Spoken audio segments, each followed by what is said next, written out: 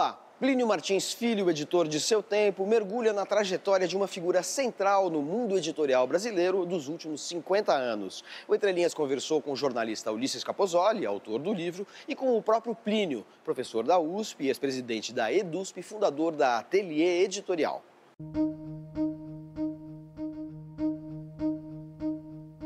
Ulisses, como é que surge a ideia de fazer a biografia do Plínio Martins Filho?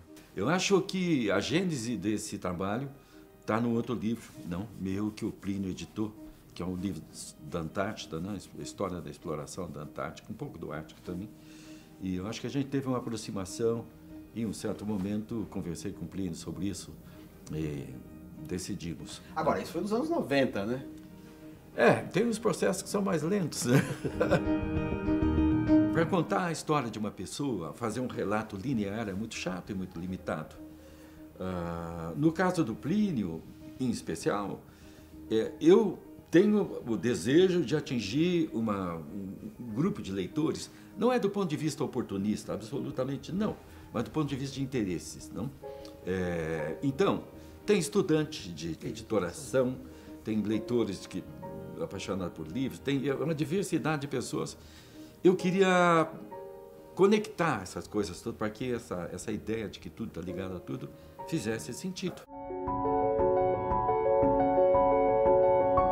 Ao remontar as suas origens no interior do Brasil, lá em Pium, na fazenda Pau Ferrado, vocês foram juntos, então foi uma viagem de retorno, uma memória, uma paisagem afetiva, né? As casas do Goiás não era que nem antigo, hoje Tocantins do Goiás, não era que nem no Nordeste, as casas grandes, eram casas palhoças que não se aguentavam, eram cobertas com palhas. Então a gente não vai encontrar isso. Mas ele insistiu, eu digo, não, então vamos, né? Tudo bem, eu vou também fazer uma imersão nisso, né? Mas de qualquer maneira você revolve aquilo tudo que numa infância que você passa, principalmente numa fazenda ou no mato, dizer, isso nunca sai da gente, né? Essa foi a primeira coisa estranha, porque, digo, olha, é um bom começo, mas foi assim que ele decidiu ir, digo, então vamos. Me surpreendeu que o Plínio tenha tido, eu não vou dizer resistência, mas falou, mas ir lá, eu disse, mas não vamos contar a sua história, então vamos mergulhar nela, não? Porque a memória também tem um outro caminho, não? E ali eu acho que a gente fez uma escavação e uma certa arqueologia ali, não?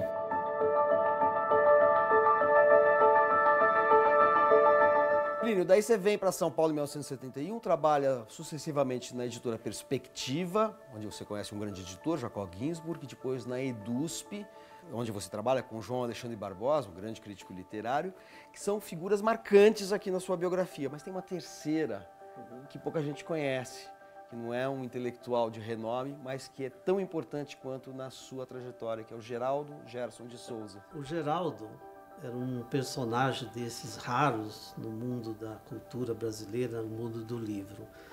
Ele tem uma trajetória um pouco antes, mais ou menos igual à minha. Vem de Pau de Arara para São Paulo e começa a trabalhar em meios de comunicação, principalmente em jornal. Ele era o revisor da Perspectiva e tinha sido revisor da DIFEL muito tempo, trabalhou com Fernando Henrique, com outras pessoas importantes. É lá que eu encontro, eu estou em Brasília, não faço nada, sem emprego, Brasília, ou você é funcionário público ou de comércio. Eu não queria ser nenhuma coisa nem outra. Eu pedi para ele, olha, vê se arruma um emprego aí para mim. Tudo bem, venho para a Perspectiva, chego em São Paulo, o emprego era no depósito. Mas eu, toda vez que saía na hora do almoço, eu subia para ver o que faziam lá em cima. Curiosidade, eu nunca imaginei trabalhar em edição nem nada. Mas eu achava fascinante aquele jeito das pessoas conferirem a tradução, a revisão. E aí perceberam que eu tinha vontade de subir. E perguntaram, claro, quero sim, mas eu não sabia absolutamente nada. E o Geraldo era essa pessoa que coordenava os textos e eu fui trabalhar com ele. Ele era sério, durão no trabalho, fora do trabalho era outra coisa. E cada vez que eu perguntava para ele, ele dizia assim, olha, meu filho, te vira, quem resolve dúvidas são dicionários e gramáticas. E foi aí que eu aprendi trabalhando com isso e também vendo o que eles faziam. A partir do momento que você cria a sua própria editora e acaba amplificando esse seu interesse pelo livro como suporte, você publica o Manual de Editoração e Estilo, que já virou um livro de referência na área de edição de livros. Mas o Ulisses revela que você tem um livro inédito chamado aqui Formas e Estrutura do Livro, que já tem até um prefácio do mestre Jacob Ginsburg, já falecido, mas deixou o prefácio, só falta a gente ler esse livro então. Esse livro vem exatamente dentro dessa preocupação que você falou de eu publicar livros sobre livro. Por que isso? Porque de alguma forma, quer dizer, quando eu começo a trabalhar com o livro, eu não tinha bibliografia. Quando eu vou dar aula na USP, no curso de editoração, é que eu começo de forma, em vez de eu dar aula, eu vou aprender a fazer o livro. Eu sou obrigado a pesquisar sobre o livro. E eu percebi que não havia, de fato, bibliografia para isso. Então, tanto na EDUSP quanto na Conarte, que é a editora laboratório, do curso de editoração, que também publico lá.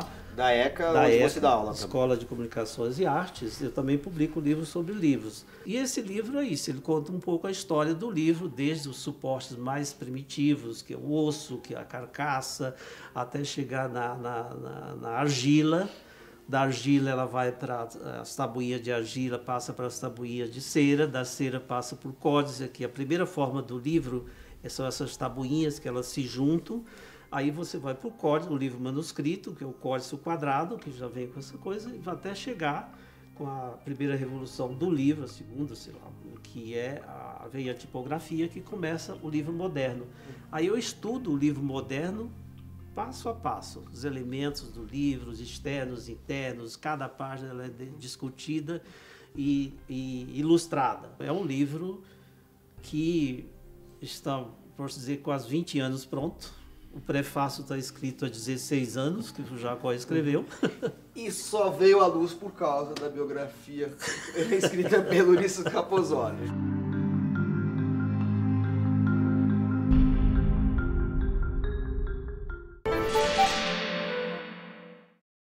Para quem está na cidade de São Paulo até o dia 15 de setembro, eu tenho uma sugestão de passeio muito legal, de graça para fazer, na cidade universitária da USP. É a exposição Uma Biblioteca Viva, que está localizada na Biblioteca Gita e José Mindlin.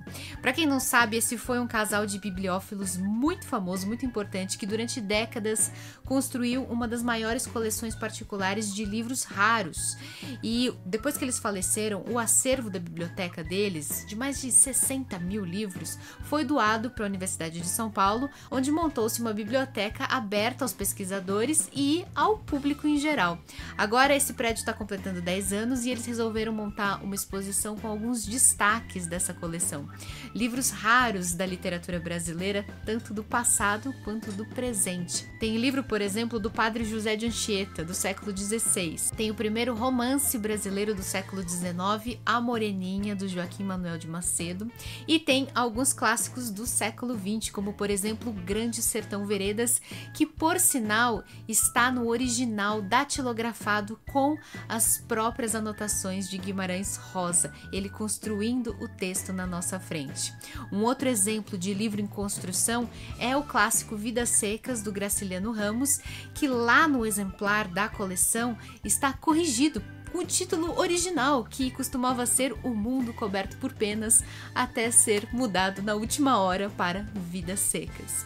Então esses são só alguns destaques. Um outro que me chamou a atenção também, que foi muito interessante, é a coleção completa do Machado de Assis, formada só pelas primeiras edições, publicadas na época em que o Machado estava vivo, desde que ele era um jovem escritor muito iniciante, escrevia livros que a maioria de nós nem ouviu falar, até a maturidade, quando ele escreveu alguns dos maiores clássicos da literatura brasileira. Outro destaque da exposição são os diários dos viajantes, dos naturalistas que passaram pelo Brasil nos séculos XVIII e XIX, como o próprio Charles Darwin, que naquela famosa viagem que ele fez a bordo do Beagle, passou vários meses aqui no Brasil e publicou depois nos seus diários quais foram as suas impressões que ele teve daqui. Tem edição original do século XIX desses diários do Darwin lá na coleção pra gente ver também. Então esses são só alguns exemplos das raridades que a gente encontra na exposição. Fica a dica para quem estiver em São Paulo e também é apaixonado por livros. A exposição Uma Biblioteca Viva fica em cartaz até o dia 15 de setembro e é gratuita na cidade universitária.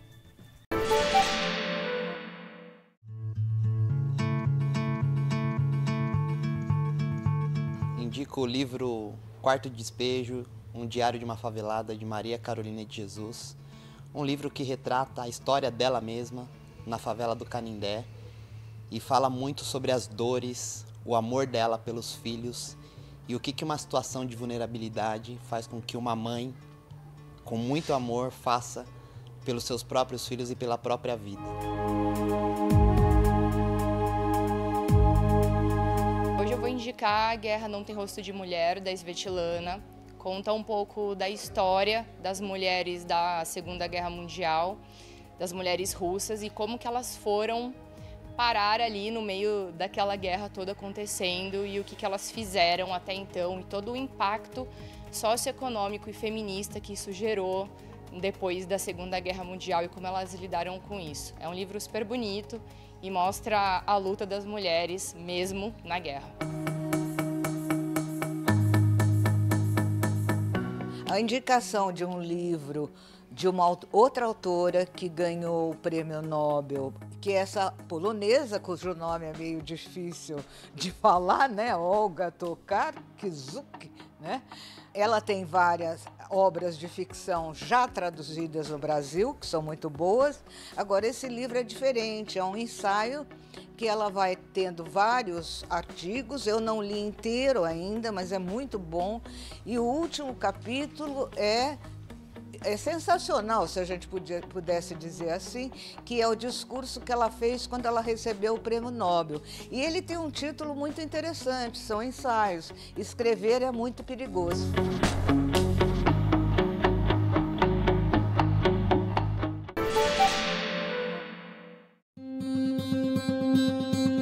Na trilha do pop do crítico britânico Khaled Hosseini, analisa gêneros que, do rock e do country, ao punk e ao hip hop, marcaram a paisagem musical da segunda metade do século XX.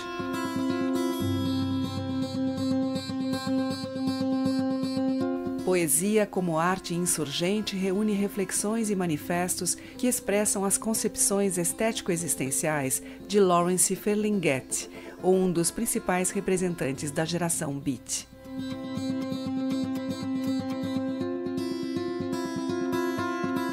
As Herdeiras, sexto romance da espanhola Aixa de la Cruz, é uma narrativa na qual 4 mulheres enfrentam fantasmas familiares materializados numa casa envolta em mistérios e segredos.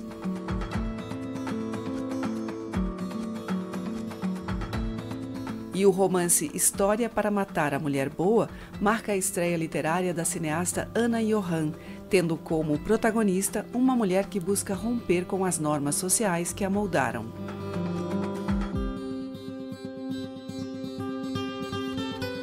Depois do intervalo, um bate-papo com o escritor Carlos Eduardo Magalhães sobre o romance Das Coisas Definitivas. O Entre Linhas volta já.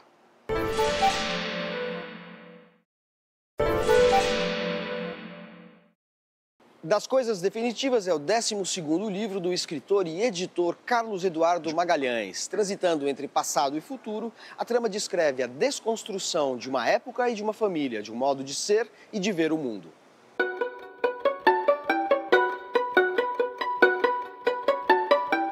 Carlos, quando a gente lê o seu novo romance Das Coisas Definitivas, no começo a gente acha que é uma distopia, porque se passa num futuro bem distante, um mundo completamente diferente, mas logo a gente percebe que as coisas narradas se situam no nosso tempo, né? O que significa esse jogo temporal dentro do romance? A ideia do romance é um pouco essa, assim, era um olhar do futuro para cá. E não é uma distopia, tanto que a gente, no livro inteiro, você tem poucos elementos do futuro. Esse sujeito que aparece no primeiro capítulo é um desconstrutor, então você percebe que esse futuro teve uma série de desconstruções, então desconstruções de igrejas, desconstrução de pontes, de coisas que não tinham mais significado. Ou seja, um desconstrutor é alguém que enfim, num outro contexto, desfaz o passado. Perfeito. Esse futuro é mesmo por conta de um olhar, quer dizer, um sujeito que ele vai falar... Como que aconteceu isso? Assim, o livro, ele pega 3 narrativas, são 3 grandes narrativas que se entrelaçam e que dão sentido ao livro. Uma dessas narrativas ele quer entender como que aquele futuro existiu, quer dizer, o que aconteceu para aquele futuro ser daquele jeito. Mas a gente não tem muitos elementos desse futuro. O foco do livro é mais o presente, então não existe um futuro distópico nem utópico. Esse é um futuro como se fosse um curso normal, mas esse curso normal aconteceu depois de algum evento ou de alguma coisa e ele vai um pouco atrás disso. A segunda era um rapaz que um dia acorda e se acha um artista muito famoso. Ele acredita que é o Gaeta Doré, que é um dos personagens do livro. Então ele acorda e ele acredita que ele é ele. E a terceira narrativa é de uma família de humanistas revolucionários. Eu queria contar, uma história de humanistas revolucionários nessa São Paulo do século 20 e 21. E quem é esse artista, Gaeta Doré, né? Que uma das personagens pensa ser. De onde vem esse artista? Qual foi a sua fonte, sua inspiração para isso? Então, acho que a minha primeira ideia, quando eu pensei dessas 3 histórias, minha primeira ideia era fazer uma história que alguém acordasse pensando que era o Caetano Veloso. Foi a primeira ideia que eu tive, né? Porque o Caetano Veloso, não só ele é um artista que ele é, mas pessoas da nossa geração, as pessoas se vestiam igual a ele, né? Quer dizer, eu acho que ele e o Raul Seixas foram dois artistas que eu me lembro, que as pessoas se vestiam igual, queriam ser igual, né? Então tinha uma coisa assim, cara... E há tanta informação sobre um artista X que ele entra na vida das pessoas. Escrevendo o livro, eu achei que eu achei que eu queria inventar um personagem ficcional. E aí então virou Gaeta Doré, o nome apareceu. Algumas referências literárias e culturais, artísticas aqui que atravessam o livro. Enfim, a gente tem desde Tabacaria, do Fernando Pessoa, Drummond, enfim, tem música popular, mas tem um autor que é citado como escritor, mas também depois batiza um cachorro, que é o Montaigne. E o Montaigne me parece ser o autor um autor do século XVI, que falou justamente, fez essa análise do comportamento humano, que mostra que do Montaigne para o nosso presente e do nosso presente para o futuro em que os narradores do seu livro aparecem, esse comportamento não muda. Eles são definitivos, eles são estáveis, né? Seja de onde você narrar a história, você vai encontrar as mesmas constantes, né? E Montaigne é sensacional, né? Você pega aqueles ensaios dele, são um negócio... Tem um dos ensaios que fala o seguinte, olha, esses ensaios são para o meu primo, são para as pessoas que estão em Boston, são ensaios que ele escreveu o que ele queria escrever. Então tem essa coisa de um olhar do mundo um pouco original. O homem vem até hoje, sabe assim? Então o comportamento humano do mundo. Tem uma das partes no livro que o cara fala, está enxergando umas formigas. Ele fala assim, essas formigas, eu estou enxergando essas mesmas formigas que o cara vai enxergar hoje, vai enxergar essas formigas daqui a 1 século, daqui a 3 séculos. E essas formigas estão enxergando um ser que é o mesmo ser. Está me enxergando hoje, vai me enxergar daqui a 1 século, é a mesma coisa. Então tem essa coisa um pouco constante. A ideia de pôr Montaigne que é isso, né? Quer dizer, 3 séculos depois as pessoas vão estar lendo Montaigne, vão estar se interessando por aquela coisa que é um pouco atemporal. A junção dessas histórias articuladas é uma coisa que já aparece nos seus outros livros, né? Eu peguei pelo menos 3 aqui em que isso surge. Legal. O Dora, o Mera Fotografia e o Super-Homem, Não-Homem, Carol e os Invisíveis, que são 3 livros, e talvez haja outros na sua obra, que é bastante grande, em que você tem uma espécie de caleidoscópio narrativo em que a história de alguém ou um enredo é montado a partir de diferentes fragmentos. Isso se repete aqui, né? Esse livro ele foi um pouco... O meu livro sempre é um pouco a resposta do que eu quero fazer, mas também a resposta ao livro anterior. O Super-Homem, que você mostrou, é um livro que construiu a partir de vários personagens que foram se criando. Quer dizer, primeiro o Super-Homem, depois o Não-Homem, depois a Carol e depois os Invisíveis. Então é um livro com 4 grandes focos narrativos.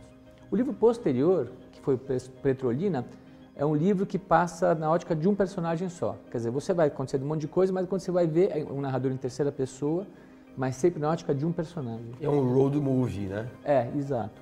E esse, eu acho que foi uma resposta ao Petrolina, era um livro que eu acho que queria um pouco maior e queria assim, vários focos e pequenos dramas, assim. Então são 3 histórias, mas tem vários personagens que mostram os pequenos dramas de cada um deles, assim. Então são esses pequenos dramas que acabam compondo. Mas é isso, acho que é uma das características do meu trabalho, é isso. São sempre vários focos compondo uma narrativa só.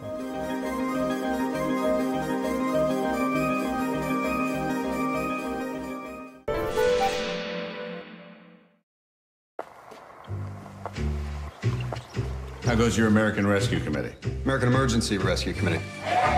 Recém-lançada em streaming, a minissérie Transatlântico se baseia no episódio histórico envolvendo uma organização tão pouco conhecida quanto heróica. O Comitê de Resgate de Emergência, criado em 1940 pelo jornalista norte-americano Varian Fry, com o suporte do governo dos Estados Unidos para ajudar perseguidos pelo nazismo, especialmente judeus, a escapar da repressão e das deportações para campos de concentração. Can you get this to Leonel by tomorrow morning? I have 2 more for the boat. Entre aqueles que conseguiram fugir graças ao comitê estão nomes do mundo da literatura e das artes, como o pintor russo Marc Chagall, o poeta surrealista francês André Breton e a filósofa alemã Hannah Arendt, todos eles presentes ao longo dos 7 capítulos de Transatlântico. Britain is at war. We need allies here who can operate freely in France. A ação se passa quando, deflagrada a Segunda Guerra Mundial, Paris e a parte norte da França são ocupadas pela Alemanha, enquanto na região sul forma-se o regime de Vichy. Supostamente era a França livre, mas na prática um governo fantoche serviu a Hitler. There is only one great country in Europe. Of course. Em Marsella, maior porto francês e rota de fuga pelo Mediterrâneo, Varian Fry se alia à jovem herdeira norte-americana Marie Jane Gould, que usa os recursos familiares para financiar as evasões dos refugiados. The time for bribing gods has passed. Logo se juntam a eles o economista judeu-alemão Albert Hirschman e 2 figuras fictícias, os irmãos Kanjo, africanos que trabalham num hotel e representam os heróis anônimos da resistência ao nazismo. Vive la résistance. As estratégias de escape criadas pelo comitê e sua rede incluíam desde o transatlântico que dá título à série até trilhas pelos Pirineus que atravessavam a fronteira da Espanha, com destaque para a malfadada tentativa de fuga do filósofo Walter Benjamin. E embora o clima opressivo das perseguições nazistas em conluio com as ambíguas autoridades francesas domine a cena, Transatlântico traz momentos de humor e vivacidade protagonizados por seus ilustres refugiados, gênios da arte e do pensamento que justificam arriscar a vida para salvar a cultura da barbárie.